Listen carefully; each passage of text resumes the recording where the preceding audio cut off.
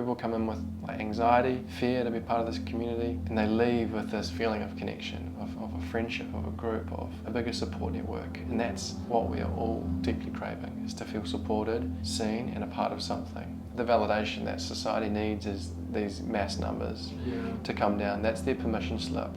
You know, that's the invitation for them to try these things that are left of field. Breathwork, meditation, for many people is like, oh, I've never done that in my life.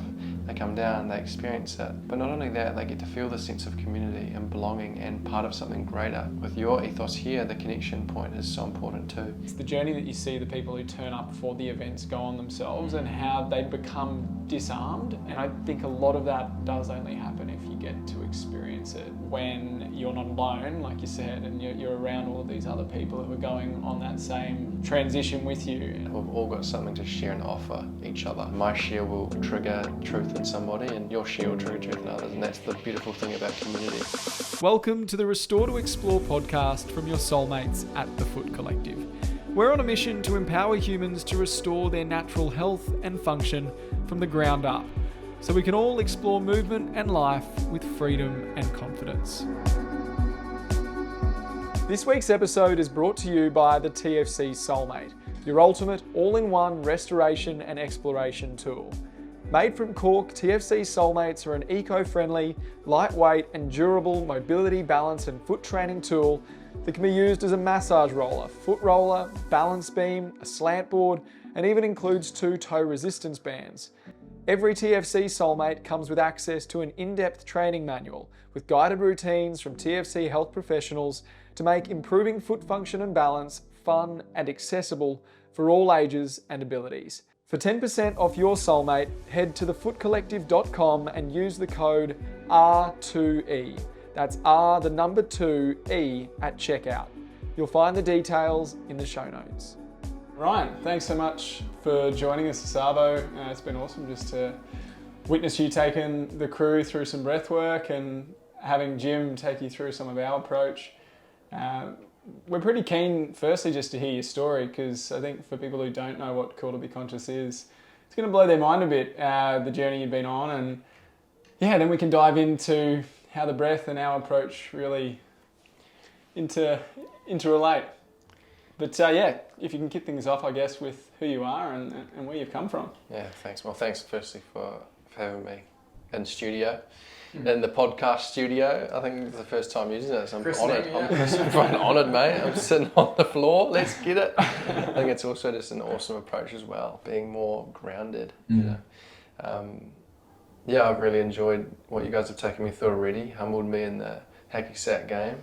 I'm looking forward to developing my skills further with the intricacies of the feet. I'm definitely still a student when it comes to footwork. I've recently found out, and I'm excited. So thank you for welcoming me in and having some fun already. And I'm excited to share a little bit more about what I do in essence. And I guess to start, my journey began in 2019, and it started from, I would say, a slap in the face from the universe, or we like to call it an awakening moment, where I was invited to look at my life and see what wasn't working and why I was in the position that I was. I started to have those more introspective question marks, and essentially what led me to that moment was a whole host of different things, but predominantly experiencing a panic attack. That was the crux, that was the catalyst.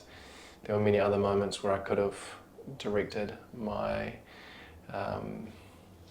position or my point, my frame. I could have turned a corner earlier, but I was very stubborn and proud of who I was. I grew up in New Zealand, North Canterbury. I grew up on a farm, so very rigid, very, I would say, focused on being a strong working man. That's what we're taught to do in New Zealand, and play rugby. That was really the focus. And what that led me to, and what state that led me to and being in, was a very contracted, combusting internal framework, which led to my nervous system completely breaking down and experiencing that panic attack. And from there, it was a massive question mark to who I was, what I was doing, and what I was partaking in, and essentially looking at those components and analysing and realizing that I wasn't in a good place mentally, physically, and emotionally. I think there was a point where I recognized I'd been in denial for such a long period of time in my life. I grew up in, I think, like many people, in a little bit of a challenging predicament as an early kid. Growing up in New Zealand, my parents split when I was 3.5 years old. I was diagnosed with a disease in my hip at 3.5 years old.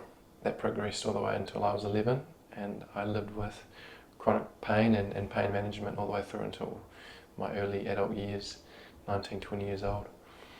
When I started to realise that I wasn't in a good space, it was about figuring out how to best support me and how to move forward from this realisation. There was a lot of overwhelmment of vulnerability and like fear of actually acknowledging that I wasn't okay within my mentality and within my emotional states, and that was scary. Like, that was the scariest part, I think, was the acknowledgement and realising that I wasn't being or acting in a way that I needed to.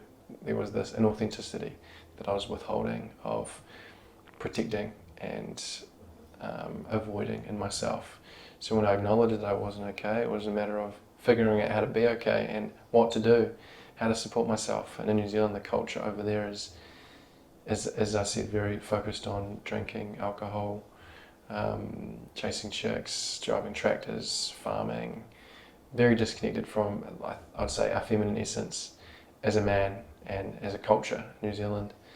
And that's led to the terrible statistics of suicide in men in New Zealand. I think it's the highest in the world per capita, which is, it's confronting, and as I reflect on my life and my childhood and where I grew up, I can recognise that there were so many moments when things weren't okay, and there were behaviours and things that we were doing as young adults that wasn't okay, not appropriate. And I reflect back now and go, man, I wish I had someone call me forward on that. I wish I had someone to look up to or to be challenged in that action, but we didn't. And I think this also comes from not having a strong male figure in my life from a young age. What my biological dad, and the time that we spent together and what he taught me was really valuable, but I didn't get to see him much throughout my early years of development. And my stepfather figure, who came into my life when I was about 10, 11 years old, was your classic stereotypical Kiwi bloke that all he knew was work and all he knew was to be tough and didn't show emotion nor affection nor intimacy with my mum. So I grew up with this lack of understanding of what intimacy was, what relationships were, and a deep inability to feel my emotions. Every time I had something come up or something arose, my stepdad would shout profanity at me and call me every name under the sun that was opposite to what was really going on, and that created the combustion. It created the tightening of stress and emotion in my body as I was unable to express it, which led me to the nervous system shutting down. And this is me just touching over a lot of what kind of was going on, but that essentially is what was the foundation of setting me up for the beginning of what I do now, which was trying to explore ways to assist me with how I was feeling, how I was thinking, and most importantly, how I was operating and interacting with the world. I was a very disconnected person, very anxious, had severe social anxiety. I needed 10 beers to drink before I even interacted with most people, and I thought that was normal. I thought that's how everyone felt. And I think a lot of people that are listening right now can resonate with aspects of that, and we all have a sense of insecurity and self-judgment and self-criticism, and I was one that was really hard on myself, and alcohol and escapism was what I would do to essentially self-soothe and assist me through those feelings until I had the panic attack. And that was when I thought I was going to lose my life, and I lost control over my breath.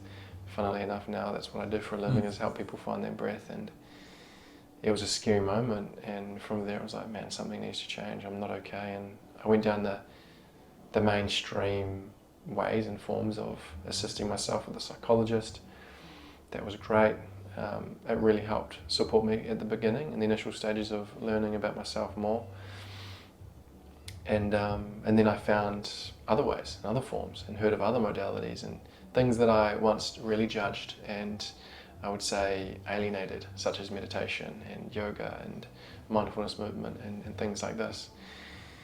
But the breath was the one thing that really gave me faith and gave me hope that I could change and I could feel better. I was in a really fragile mental state of being when I initially acknowledged that I wasn't okay, because it was as if for the first time I had felt what it felt like to actually be me. You know, I'd held this mask up for so long and portrayed this version of me that I wasn't for so long, and when I allowed myself to be vulnerable, it was terrifying and it was scary, and it was like I felt as though that I couldn't be that person. Everyone that knew me knew that I wasn't a vulnerable, emotional person, and I just had these tears flowing, and it was terrifying. So in that phase, those 2 weeks were actually the most scariest out of the journey of all, because I was like, how do I tell these people that are around me that I'm not okay after acting like, because usually after a few beers I'd come out of my shell. I wouldn't be insecure anymore. I'd be loud, I'd be fun, I'd be joyous, and all of a sudden I wasn't that. You know, I wasn't the Ryan that everyone knew me to be. I was now getting support from a psychologist, and they were like, who's this guy? And like, how did we miss this? So that was really scary, you know, and I essentially locked myself away at Mum's place and started the process. And for me, the first process was just feeling. I sobbed and sobbed and sobbed for 5 days. I didn't know that there were that many tears in my body to allow through. And then the journey began. I went and seen the psychologist, and that was a profound experience. She said some things to me that I'll never forget. One thing being, you know what to do, just do it. And that was like this slap in the face of trusting myself that I knew what to do next, rather than seeking it externally. And then my journey of sobriety began. I was stone cold sober for 12 months. I knew I had to do that. That was some of the advice that the psychologist said to me. She said, you've got to stop drinking, man. That's a huge vice that you're leaning on, you know, to avoid feeling. So the alcohol was a big one. Let go of that. I started to come out of the cloud a little bit, started to feel a little bit better. And then I started to seek other ways of assisting myself, and I literally was on Google searching inspirational speakers and people that would help support me, and positive mindset coaches and things like this. And Jay Shetty was actually the first guy that I come across. I'm sure some of you listening are familiar with Jay Shetty, and he's great at, you know, perspectives and looking at things from different angles. And I just started listening to this guy, and I just started to feel different as a byproduct. And he talked about mindfulness, meditation, breath work, and I tried the meditation to begin with. I sat there, I did the mudras, you know, I tried to cross my legs. I was saying to you lads, I can't cross my legs, but I tried. And I sat there and I just got frustrated with what I was hearing. It's like my mindset was still really negative. And it was overwhelming. It actually set me back a little bit, and I was like, I can't be with myself. And it wasn't until I discovered Wim Hof, and I heard about this breathwork that he was doing, and his 3 pillars of the Wim Hof method, and cold exposure was one of them, breathing was the next, and mindset was the third. And I started giving this stuff a go, and the breathwork initially just it blew my mind. It gave me that sense of space that I've been yearning for and craving to feel for so long. A feeling of spaciousness, a feeling of ease in my body. You know, for so long I had this compact, jammed up, overridden sympathetic state in my nervous system that I thought was normal. I thought the constant toe tapping was normal, the clicking of the pen, the fidgeting of the body. I thought that was just how I was. And as I started to unravel that through breath and exploring different ways of breathing, I started to change. I started to feel different. I started to think differently. My thought processes were different. They started to be less negative, less self-judging, and more empowering, more supportive for me. And as that unfolded, I explored breathwork even further, and I really just became a guinea pig of breathwork. All of 2019 was just any breathwork practice I could take and experience and go to, in forms of workshops, in forms of online programs, I just delved into. And I just changed. That whole year was the year for me. 2020 was a big one. We all got locked down with the virus, and that was a massive moment for me of introspection and self-reflection. And yeah, my whole body started changing. The way that I spoke, the way that I felt, the way that I thought. It was crazy, man. It was crazy. And all I'd really done was breathed, and I breathed fully and explored what breathwork had to offer in its umbrella form, you know. And after that year, it was just so clear to me, like, to share this with the world, share this with my friends, share this with my family. And my approach with the family was a little bit confronting, and it created a lot of friction in the beginning. You know, I had this new way of feeling and being a part of the world, and it was amazing. All I wanted to do was give it to everybody, and I could see my family and their stresses and their suffering, and all I wanted to do was give it to them, and like, just guys, do this thing. And maybe this is also something you guys can relate with people being resistant to what you are learning and experiencing. And yeah, my approach with family wasn't, if I look back, it wasn't the way to go. But I'm fortunate enough now to have that full circle relationship connection come back, and that's from stopping the pushing and just being the change and being who I am, you know, being authentic. And they've naturally felt that in me, rather than me going, you need to do it, just feeling me and receiving me. And that's transitioned into the community that we've created and Cool to Be Conscious. And now essentially all I do is give people the tools to create the space in their mind, create the space in their body. And from there, that's where the big shifts happen. That's where we all can transform. We can all create more self-connection with ourselves in a community format where we feel more supported to try these things that are left of field. You know, similar to what you guys are doing with foot health. Like, it's not the mainstream modality to use to better self. You know, just like breathwork, it was so foreign 3 or 4 years ago. It was so pushed away from the masses, and grateful that now it's starting to shift and people are respecting it. But all I knew is that it changed my life, and all I wanted to do was share that message with other people, because for me it just made so much sense, and it didn't need to be complex. And helping myself wasn't as difficult as I thought it would be, you know, from what I'd been through as a kid and a child and the challenges that we went through as a family. I thought it was going to be, you know, years of therapy, and because when I was broken, I thought I was broken. I thought there was no way through this. And that's where those really dark thoughts arose. I was like, there's no way through this, and, you know, how am I going to heal? And after exploring breathwork and getting into the body and expressing, things started to get and seem a lot easier than I had sought, you know, to be. So I was like, man, how does everyone not know this? And how can I bring this to the world in a way that's going to be digestible? And that's the whole theory, you know, with Be the Love, Be the Fun, mixing and interweaving the fun and the play into this work that's a little bit more serious, a little bit more important, and challenging for people to approach. So I guess that in a nutshell is my journey, you know. And those that are hearing me, like, I'm no different to you.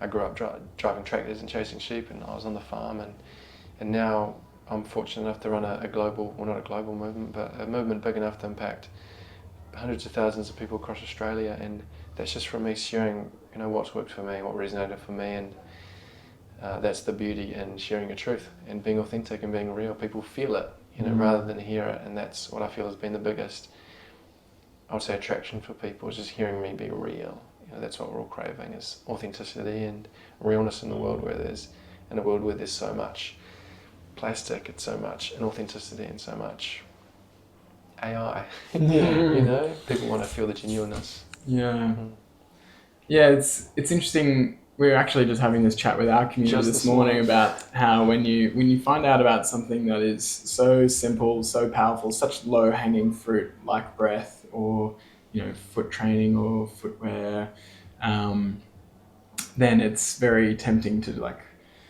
grab people and shake them and be like, wake up, can't you see that you need this?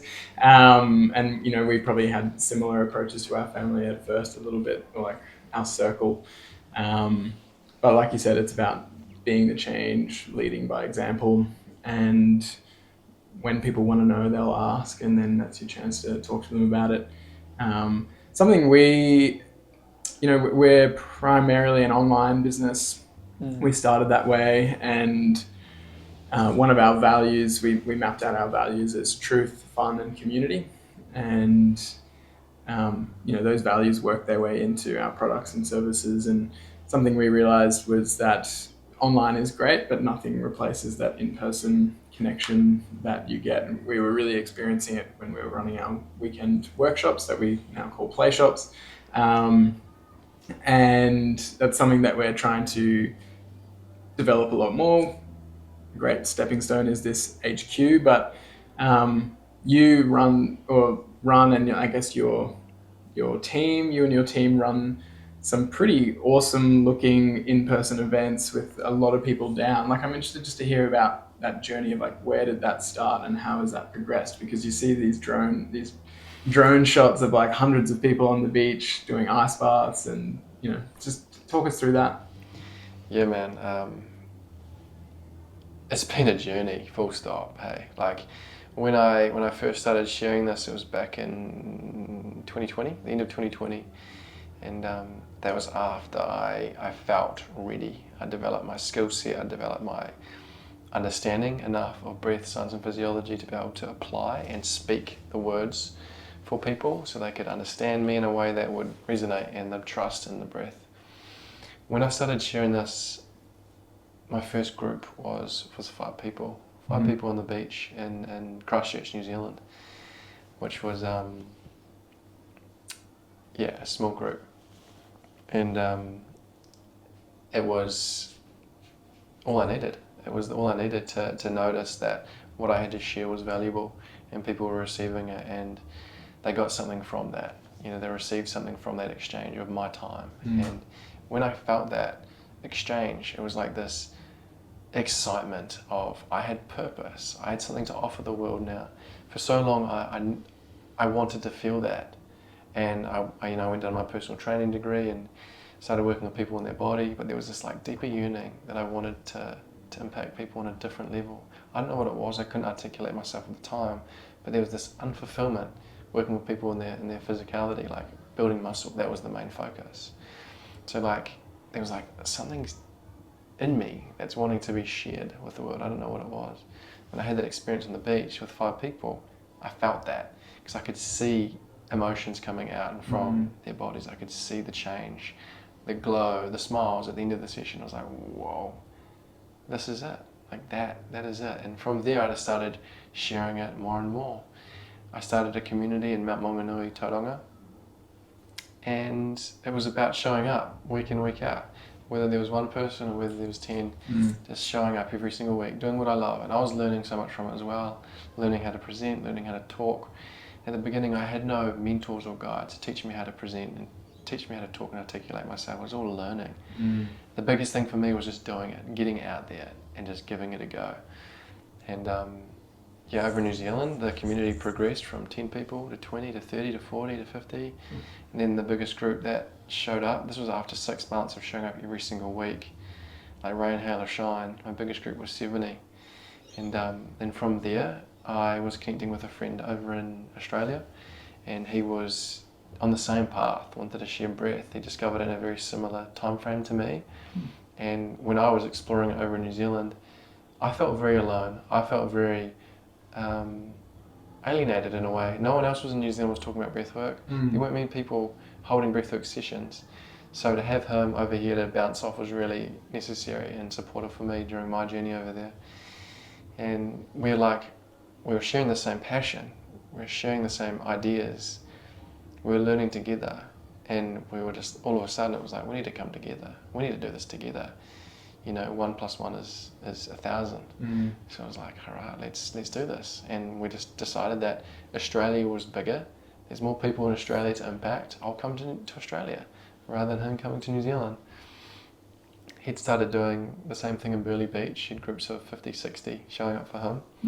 And then when I arrived, within 2 weeks of us doing it together, we had 100 people down there. And it was just, the impact instantly from joining forces was crazy.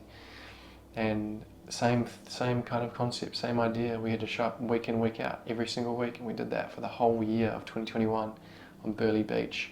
And you would have seen the numbers. They grew from 50 to 100 to 200 to 300. Within a year, we had 300 down there on the sand, 6 a.m. We used to do Sunday morning. It's called Sunday Stillness. And yeah, now the journey is it's wild. You know, like we cracked our biggest session this year on Bondi Beach, 3,400 people on the sand. You know, and they all experienced community connection. They experienced breath work. They experienced the ice baths. And the energy down there is profound. It's hard to explain. But when you feel it, you understand. But what you see through the screen, those drone shots, are those sessions. And for me, it still blows my mind. But, you know, and I get up there and I stand there in front of this group of 3,400 people, and I'm just like, what just happened? You know, it still feels as if I'm coming down the beach with 10 people. But it's just, there's just more people. It's the same message, it's the same energy that I show up with, a lot more logistics. But I'm still sharing the same message. I think that's what people are drawn towards. We wanted to take a quick break from the episode to let you know about our ultimate free foot health resource. If you're listening, you've probably already started the journey towards improving your foot and movement health, but if you're still wearing conventional shoes most of the time, that's anything cushioned, heeled, narrow or rigid, it's kind of like taking one step forward and 2 steps back. Knowing what shoe is right for you though can be super confusing. That's why we made the Guide to Foot Freedom. We've taken everything our team of foot health experts have learned over the years and synthesized it into one handy manual, packed with all you need to know about unleashing the natural power of your foundation. You'll learn how to understand your feet, the truth about modern footwear, the 5 F's for finding natural footwear, plus a step-by-step guide with training videos to help you assess your foot function and improve it so you can safely and seamlessly transition into shoes that will finally give your feet freedom. The best part is, like I said, it's absolutely free. Just head to thefootcollective.com and click Learn to find the free ebook, The Guide to Foot Freedom. You'll find the link in the show notes. Now back to the episode.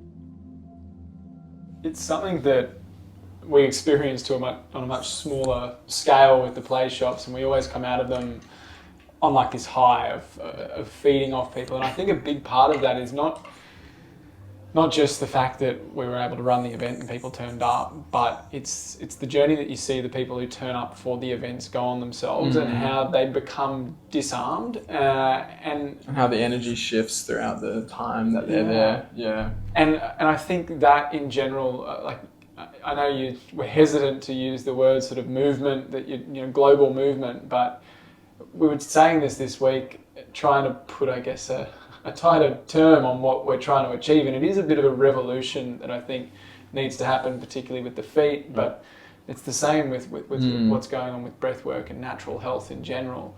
And I think a lot of that does only happen if you get to experience it and you get to go on that in-person transition, really. That mindset shift happens. I mean, it can happen online, don't get me wrong, and people can do a digital course and have that experience, but it happens a lot quicker when you're not alone, like you said, and you're around all of these other people who are going on that same transition with you. And yeah, I think there's just so much power to it, and it gives us a lot of inspiration for what we would love to be able to achieve with our community, seeing the people turn up, you know, they're barefoot, so you're doing half the work for us, which is great. But I'm getting them on the same bit. Yeah. No. But it needs that. I think revolutions need people to come together and to sort of lead by example. And that's how you have the shift in the family happen and the close friends. Yeah. You just turn up and then maybe they see the post on Instagram that you share and go, shit, maybe I'll come to the next one. Yeah, that's the thing, and I'm sure you guys have noticed this as well. At the beginning, when I was sharing this stuff, like I was extricated out of the friend groups. You know, I was like, mate, you're a little bit, you lost the plot. You know, you lost. Should have just hired him, mate. It makes it a lot easier to get extricated. Right. I know, and now I think the validation that society needs is these mass numbers to come down. That's their permission slip. You know, that's the invitation for them to try these things that are left of field. Breathwork, meditation, for many people is like, I've never done that in my life. They come down, they experience it, But not only that, they get to feel the sense of community and belonging and part of something greater. And with your ethos here, the connection point is so important too. And what we first initially do at the beginning of our sessions is we talk a little bit, which creates the sense of ease from a very grounded, safe state, which a lot of people actually aren't familiar with. There's not many men that are grounded in this world, or nor people, that can actually stand there and talk with confidence and with pace and ease. So just talking and getting people, what's happening there energetically is already so much. People just I feel safe in this guy's presence. I just feel safe here just to listen. So I'm just talking into the ethos of CWC, what we do, and then we connect everybody together with a stranger. And that for people is your activity with the eye gaze. That for some is a huge edge. And the way that we do it though is really fun, really lighthearted, and we prompt 3 questions to share with this person. And like you said, what you see in people from the beginning of that conversation to the end of the conversation is a complete transition of energy. People are now open, receptive, excited to make a new friend. They've had this beautiful conversation, maybe talked into things that you wouldn't normally talk about, because we prompt questions, we prompt 3. The first question's the icebreaker, something really lighthearted. Second one's a little bit more invitational to show a bit of vulnerability or to lean into a little bit of truth. As an example, it could be what have you done this week that was not in your best of interests, but you did. You didn't catch yourself. You did the thing. You had the chalky bar. You had I don't know, something that was just not supportive for your health. And these little questions are huge in terms of awareness, because that seed's planted for them for the next week when that happens, or if that comes up again. And then the third question is usually one that's future-paced, so it creates this excitement, what are you looking forward to in the future, or what are you wanting to step into more, something like that. And it creates this excitement because you get to hear what they're excited for, and it creates this beautiful environment towards the end of that activity. And then we go into the breath work, and by that stage they're open, the walls are down, like you just said. Do the activities out here and you can feel this armor just diffuse. Same thing, same concept. People come in with anxiety, fear to be part of this community, and they leave with this feeling of connection, of a friendship, of a group, of, as I said, something greater, a bigger support network. And that's what we are all deeply craving, is to feel supported, seen, and a part of something at a fundamental level, from a level of our organism. We want to connect, we want to bubble, we want to grow, we want to form. So that's essentially what we're mimicking in our sessions. Yeah, and like you said, that container that is built on by those questions and by that connection can make the breath work a lot more powerful, because that people actually feel safe to go through that breath work. Their nervous system's in the right set and setting. And I think, kind of in the name, Cool to Be Conscious, is, I really like it because from our point of view, we kind of want to make foot health fun, because feet are either, boring, weird, stigmatized, Smelly. a bit, smelly, especially if you wear shoes all the time, they get smelly. So, it's no one really wants to work with feet, but then if you can find a way to make it fun, which we think we have, then people don't watch an event for a video for our events and go, oh, okay, it just looks like people moving their feet. They see people smiling, they see people connecting. They're like, oh, that actually looks like a bit of fun. Maybe I'll go along. And so the Cool to Be Conscious thing, I think you've done a really amazing job of getting people to have that experience who maybe otherwise wouldn't, because they would just pass it off as some hippie stuff. But it's I'm seeing heaps of people who look like me down there, and they look like they're having fun, and that looks pretty cool. So maybe I should get along.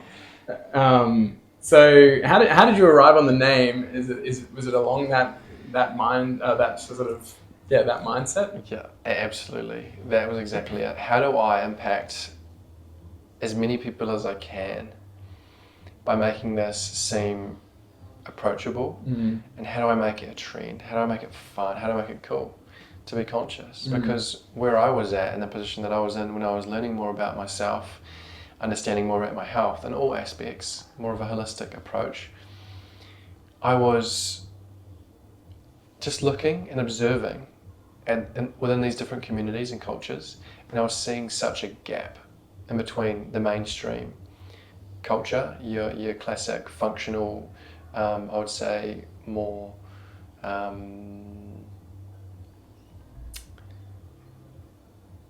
retracted ways of living, or your norm.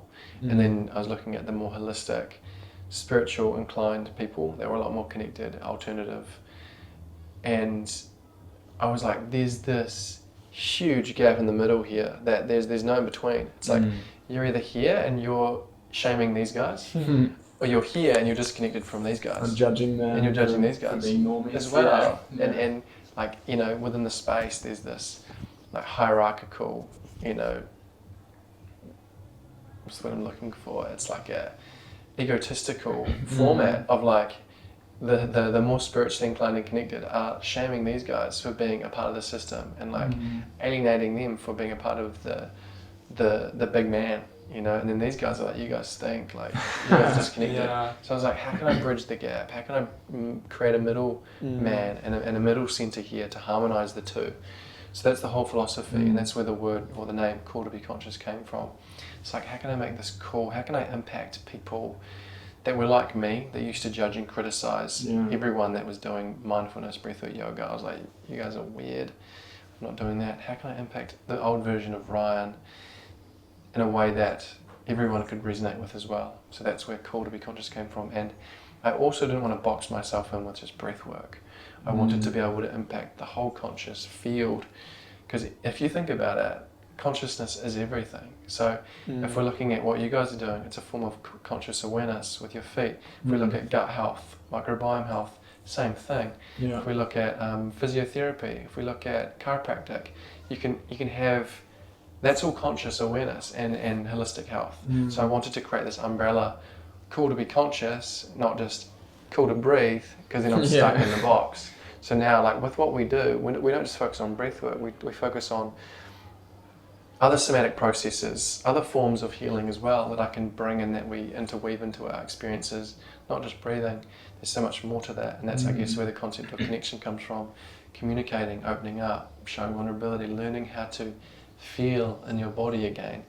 These are all other practices. So that was where Call to Be Conscious come from. And I feel like we've nailed it as well, because it's just like, you know, I could essentially, like we could, and I know we'll talk about this afterwards, is collaborate in a way where, because what I want to put on our website is our recommendations, or like expand your conscious journey, and put practitioners that I believe are embodied and in alignment with what we do, and list all the practitioners that are embodied with our message and our ethos, have them on the website. So when people come onto our website, Call to Be Conscious, it's like, all right, sweet, health food stores, chiropractors, physiotherapy, you know, all of the different forms of holistic well-being, and making it cool for those that aren't familiar with this stuff, that are just coming into the journey, that are like, I want to learn more about myself. Oh, Call to Be Conscious, it's a good place to start. It's funny, it's quite a different journey to, I guess, what the Foot Collective's been on, in that initially it was all about the feet, and it broadened out to be more than feet, and to look at sort of the 6 pillars of health. And we decided and sort of realised that, you know, our real power and our way that we're going to break through the noise in what is quite a noisy natural health space is to get people with the feet. But we sort of see it as like this green pill, or, you know, the gateway drug that can unlock all of those other aspects of health. And I guess, we've sort of made a conscious decision to be the feet people, because there are other people who are the experts in all of these other spaces across natural health. And that is a big reason why the Restore to Explore podcast exists, is to connect our audience with those people and let them know that we're not the experts on all of that. There are experts that you can connect with. And I think it's the same concept, is that it's got to be a collective effort across all disciplines to really shift the needle in terms of human health globally. Because consciousness somewhere, like if you get in with the feet, or if you get in with the breath, or if you get in with diet or sleep, like eventually you're going to go, okay, well, if I need this for my feet, what else do I need, from like a natural health point of view? And so you can go down this rabbit hole, but not everyone is going to be, so someone with foot pain might be more likely to come to us than to go to a Cool to Be Conscious thing. Absolutely. But then it's like, it helps them take that first step down the rabbit hole towards greater consciousness overall in their life, not just about their feet. And likewise, someone who goes to you might not even be thinking about feet, but then if you can draw some awareness, obviously they go barefoot on the beach. That's something for most people go barefoot on the beach, you'd hope. But just the baby steps, meeting people where they're at and getting them into this this world of being more conscious and aware about what their body needs and listening to what their bodies are telling them through symptoms, whether it's mental or physical. The trust. And adapting to that. Like the trust that the brands like this build, though, I think is really powerful too. And it sort of comes back to what we were talking about earlier with, trying to impact your friends and family.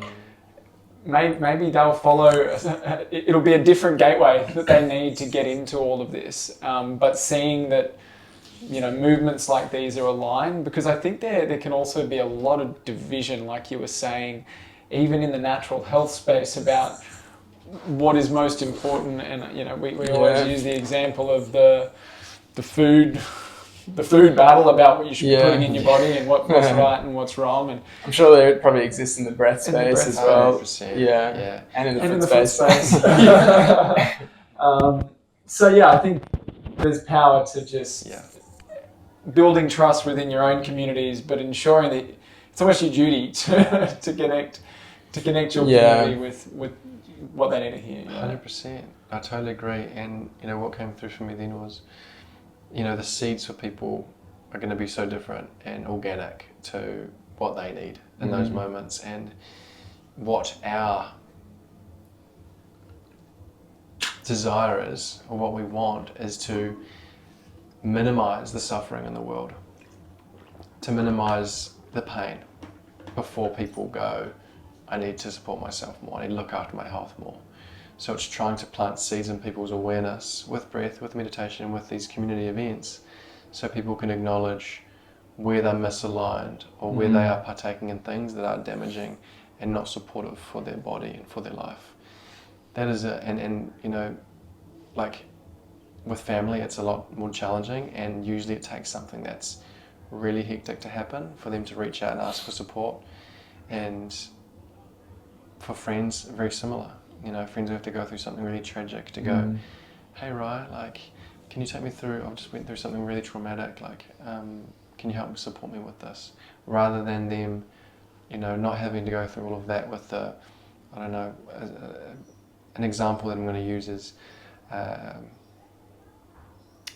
non-supportive partner in a relationship, someone that is controlling, manipulative, damaging, and you're just taking the abuse rather than finding your power and looking after yourself and choosing you, because you don't need to go through all of that pain and suffering in order to make the choice to find this path of looking after and supporting your health better and choosing you more.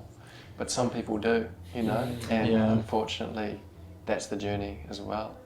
So if I can help people start the journey a little sooner than what they may have, and minimize the suffering, that's essentially what we're doing here. That's true, and we have gotten pretty deep on that as well. Is if you can make it cool and you can make it fun, people are more likely to do it before they have problems. It's just oh, that looks like something I could do. Whereas if all they see is trauma release with breath work on and it's and your company is called Trauma Release Breathwork or something like that, then they're well, I don't have trauma, whether or not they do. But it's it doesn't necessarily, it's a big leap. But if it's a cool, fun event, a lot of people come to us with foot pain, but a lot of people just are I just want to explore more things to do with my feet because I've started taking an interest in this, and then they maybe start playing some balance games with their kids, or and we kind of can envision this intergenerational shift in prevention rather than having to fix all of these issues all the time. Absolutely. Yeah. No, I like that. Okay. I was just going to say, like, on that whole point of it's the simplicity at the core of all of that that's the real power, because it can be really overwhelming to make all of these changes in your life. But the breath and the bare feet, they're really easy plugins that people can just turn up and experience, and they a lot of the time only really need one experience for the light bulb to go off. So I think, make it cool, make it fun, but make it easy. Yes, make it easy. It doesn't be complex. Yeah. I totally agree, and that's what I think has been the success of what I do on the beach. They're an hour, it's a really gentle flow. Connect, you breathe, you meditate, you go for a swim. A lot of people have copied and pasted and tried to create their own thing and then add on extra things. And then they end up being like 2-hour events. And It's too much. It's too much. Yeah. And that's why it's been so successful. We tried so many different things with the flow, and we got to that from feedback over the year. Now it's just so simple, so clean, and it's effective. And going back onto what we just spoke into, using myself as an example of the suffering, I had so many moments and opportunities to make change with my health, yet I didn't choose to take the sign because I didn't have community or anyone around me that had alternatives and had education to share with me. Like I was hospitalized many times, overdosed on drugs, nearly died with an overdose on drugs, and that still didn't wake me up. And there were other moments where I was so disrespectful to women and partaking in things that I look back on with such embarrassment. It's like, how did you do that? How did you get away with that? And I wish I had community and people around me to call me forward and go, hey bro, that's not cool, and that's what it's really all about. It led me to get to the point of having a severe panic attack, to go, okay, I'm out of alignment massively here, or something's not quite in the right cog, in order to change, It's very, very similar with a lot of people's journey with feet, is they kind of just, the body's whispering to them, and it's like the feet are stiff, they ache at the end of the day, but they get their shoes off and they're like, hey, that feels better, and relief. But they're not like really putting the pieces together of like, maybe I should be doing stuff with my feet to make them healthier or whatever. And then especially because the traditional approach, there's so many overlaps here, but like the traditional approach is just cover those symptoms up. Like, that's just normal, feet are weak and fragile, so you just need more support for them, and painkillers, orthotics, medications, without anyone to sort of say, hey, like, you can do something about this, or this actually isn't normal. And it often does take that sort of big foot pain, or like everything else isn't working and I'm like just forced to feel this pain, and then they start looking through other avenues. But if we can create more of a shift, literally a shift in the consciousness around feet, around breath and so on, then the next, it does create more people to say, hey, actually, I think there's something else you could be doing. And we're like such big believers in story being the way to do that. I mean, your story will resonate with some and it won't resonate with others, but I'm sure throughout the years of Cool to Be Conscious, you've shared the stories of other people and the impacts that it's had on their lives. And that really is our whole marketing approach at the Foot Collective, because we're not, to be honest, like, we're not the kinds of people that we're helping majority of the time.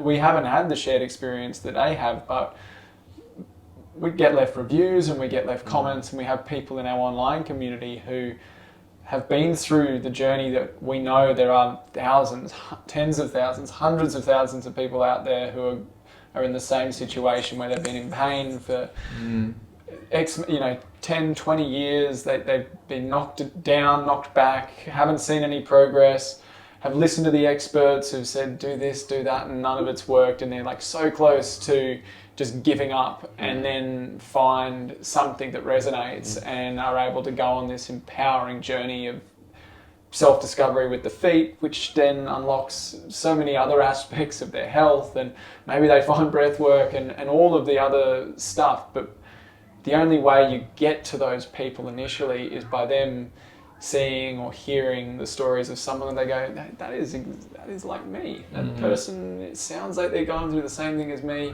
And they've been helped. And it is possible. And it's exactly like your story. And it will resonate with a lot of young men. That resonates with me. Sure. I think it's really important that while we've all got our own individual stories, it's key to furthering all of our missions is just letting everybody else share theirs. 100%. Absolutely, because that's where we're most inspired. Yeah. In community format, we've all got something to share and offer each other. Yeah. And my share will trigger truth in somebody, and your share will trigger truth in others, and that's the beautiful thing about community. I feel that's also what is really attractive for what we do individually and in our own community format, is being a part of a network, being a part of a group. Something that popped up for me before was when you are taking people through these exercises and getting them to concentrate on their feet, they are also just becoming so attuned and present in those moments. So that mental benefit, I'm sure, is crazy. Because when you're on that balancing, what was it called? Soulmate. When you're on the soulmate, I love the word, because you're literally connecting with the soul, the essence of self. You can't be anywhere else. Like, you're there. All of your muscles are working. Everything is online. You're right there. So all of those negative thought patterns that were there, the talk, stress, what happened during the day, disappear. I'm sure a lot of your clients are going like, I feel so much better, in my mind now, because you're just so present. That's what I felt anyway when I was on that ball, when I was balancing the hacky sack. I was looking at you. It's like the definition of presence. Presence, right there. Because if you're not present, you're falling off. Exactly, 100%. It is we liken it to a moving meditation, because as soon as you lose your presence, you get the nudge or the feedback of like, oh, I stepped off, back on, try and get better present, more presence. Harness it. Yeah. It's a practice. It's like that thought coming into your head while you're trying to meditate. Yeah. Begin Let it go. Yeah. So we've got to be aware of your time. You've got to drive down to the Gold Coast in probably nasty traffic. But for everyone listening, we do have a YouTube video that we filmed with some simple breathwork practices. So highly recommend going and checking that out. But if you could leave someone, if they don't want to go and watch the YouTube, if it may be just one of the simplest things that they can either do or think about when it comes to their breath, or anything else really to, in your world of Cool to Be Conscious. I would say to become curious with your body, become curious with how it feels, how it's breathing, and just start to notice where there are opportunities to feel more of your body, to feel more of those sensations, because that's essentially what we're here to do, is experience the sensations of the body, and they are such opportunities to deepen our connection with it, and also to heal and mend and evolve in it as well. So become curious, especially the breath. Harness the breath, control the breath. When it gets erratic, out of control, you can slow it down. It is your steering wheel. But again, fascination for the body. Get curious with your feet, with your breath, with your body. Be curious, be open. Yeah, it's the biggest thing. Don't shut it down. Don't run away from it. Like, it is your superpower to feel. Sensitivity is what we're looking to achieve when it comes to being more conscious, is being more sensitive. True. Yeah, feeling. Love it. Cool. Thanks, Oh, mate. well, we'll wrap Really it up there. appreciate it. And looking forward to more collaborations in the future, bro. Can't wait. Thanks for having me on, lads. Appreciate it. Thanks for tuning in to the Restore to Explore podcast. If you enjoyed the episode, we'd really appreciate you leaving a review wherever you're listening. That's the best way to support us and to help us reach more people. If you're after more free TFC education or training, looking for any of our TFC tools, natural footwear discounts, or you want specialized guidance on your foot health journey from a trusted TFC health professional, head to thefootcollective.com. All of the important links are in the show notes of the episode.